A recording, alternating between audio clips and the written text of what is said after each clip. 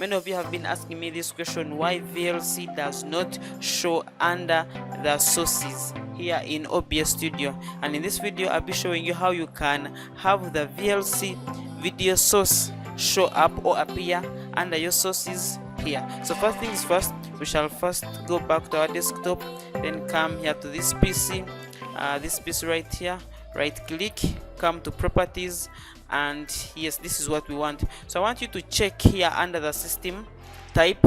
If your system type is a 32-bit, it is okay. Mine is a 64-bit. So first make sure that you have either a 32-bit or a 64-bit, and after you have confirmed that, you will go ahead and download the VLC that corresponds with the operating system type that you have. For those that have a 64-bit operating system, you will download the 64-bit VLC. It is in the description below. And those that have the 32-bit as well, you will download the VLC that I have put in the description below. So download it and install it. Let me just show you quickly how you can download and install VLC.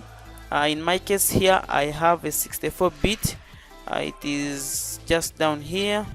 So here is my VLC 64-bit. All you have to do is just double click into it and just hit next, next, next, and it will go ahead and install and get done. So that is how you can install VLC Studio. So once the installation is done, all you have to do is go ahead and close. You can see here it says it has download it. As you can see here, it says that it has completed the installation. Just click on finish, and once you have finished downloading and installing it, let me go ahead and close it. Once you're done with that, come back to OBS and check. I'm sure the VLC video source will show up. If not, just go ahead and close your OBS Studio and restart it. I'm sure it will show up. So thank you so much for watching. Catch you in the next video.